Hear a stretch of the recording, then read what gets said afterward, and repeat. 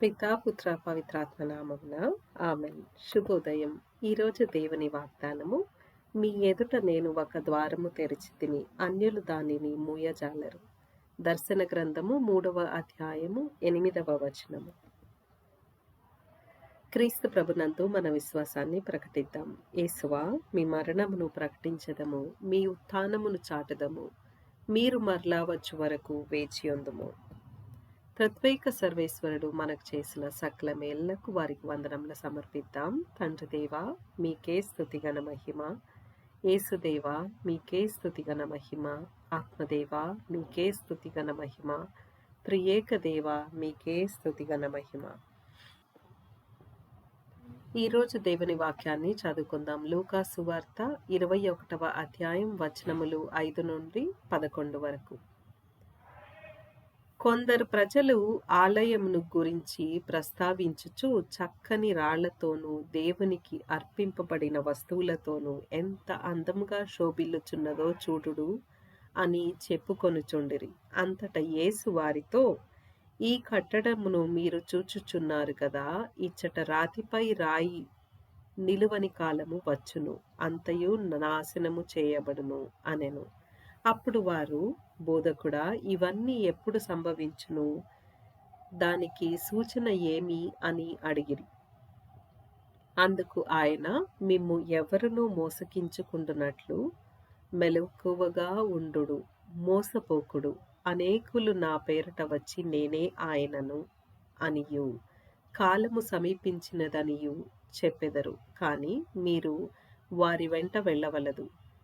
యుద్ధములను విప్లవములను గూర్చి వినినప్పుడు మీరు భయపడవలదు. మొదట అవన్నీయూ జరిగి తీరును, కానీ అంతలోనే అంతము రాదు అనెను. అందుకు ఆయన వారితో ఇట్లనెను, ఒక జాతి మరి ఒక జాతిపై, ఒక రాజ్యము మరి ఒక రాజ్యముపై దాడి చేయును. భయంకర భూకంపములు పలుచోట్ల, కరువులు, తెగుళ్ళు వ్యాపించును. ఆకాశమున భయంకరమైన దృశ్యములు, గొప్ప సూచనలు కనిపించును. ఇది క్రీస్తు సువిశేషము. క్రీస్తువా, మీకు స్తుతి కలుగును గాక. ఈరోజు సువిశేష పట్టణాన్ని ధ్యానిద్దాం. అక్కడ ఎందరో, అబ్బా ఎంత చక్కగా ఉంది యెరూషలేం దేవాలయం అని చెప్పి వాళ్ళు చెప్పుకుంటా ఉంటే, క్రీస్తు ప్రభు అంటూ ఉన్నారు, ఈ కట్టడ రాతి మీద రాయి నిలవకుండా నాశనం అయిపోతుంది అని చెప్పి క్రీస్తు ప్రభు ప్రవచిస్తూ ఉన్నారు. క్రీస్తు ప్రభువు ఉన్న కాలం ఏంటి? మామూలుగా ఫస్ట్ 33 ఇయర్స్, అంటే 33 AD వరకు క్రీస్తు ప్రభు ఉండుండొచ్చు ఈ లోకంలో. ఆ తర్వాత 70 AD, after death of Christ 70 ADలో ఈ జెరూసలేం టెంపుల్ రోమన్స్ సామ్రాజ్యంతో నాశనం చేయబడుతుంది అనమాట. ఎందుకు నాశనం చేస్తారంటే, వాళ్ళు జెరూసలేం పౌరులు అంటే జూయిష్ పీపుల్ ప్రొటెస్ట్ చేస్తుంటారు అనమాట. సుంకాలు మేము కట్టము, పన్నులు మేము కట్టము, అది ఇది అని చెప్పి ప్రొటెస్ట్ చేస్తుంటే, వాళ్ళని ఆ రివోల్ట్ని ఇది చేయటానికి అని చెప్పి వీళ్ళు ఏం చేస్తారు, వాళ్ళ మీద కసితోని టెంపుల్ మౌంట్ని డిస్ట్రాయ్ చేస్తారనమాట. జెరూసలేం దేవాలయంని డిస్ట్రాయ్ చేస్తారు, కాల్ చేస్తారు.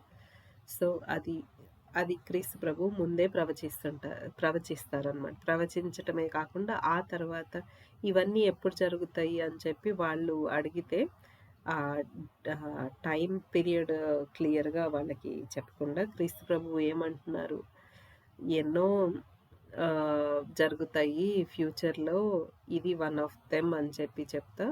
అప్పుడు నా పేరట మోసగించే వాళ్ళు ఎంతోమంది వస్తారు, అబద్ధ ప్రవక్తలు ఎంతోమంది వస్తారు.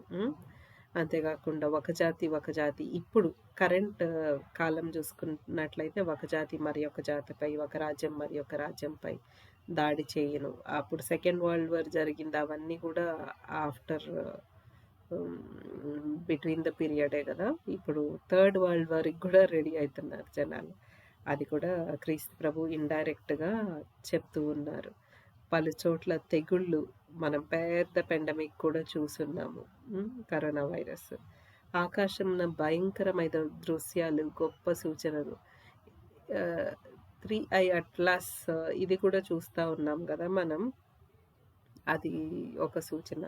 And apart from that red moon అని, బ్లడ్ మూన్ అని ఇలాంటివి ఎన్నో సూచనలు మనం చూస్తూ ఉన్నాము. ఇంకా కూడా ఎన్నో సూచనలు వస్తాయేమో దేవుని ప్రకారం. అదనమాట ప్రార్థించటము. ఓ క్రీస్తు ప్రభువా, ఈ అంత్యకాలంలో మేము మా విశ్వాసాన్ని కోల్పోకుండా మీ యందు నిరీక్షణ కలిగి జీవించే కృపని మాకు అనుగ్రహించండి అయ్యా. మాలోని మాలిన్యమునంతా తొలగించమయ్యా. మీకు విరుద్ధకరమైనదంతయు మా నుండి తొలగించి ప్రభువా, మీ పవిత్రాత్మ వరములతో ఫలములతో మమ్మల్ని నింపండి ప్రభువా. మీ పరిశుద్ధ రక్తంతో మమ్మల్ని శుద్ధీకరించి మీ పవిత్రాత్మ శక్తితో మమ్మల్ని నింపండి ప్రభువా.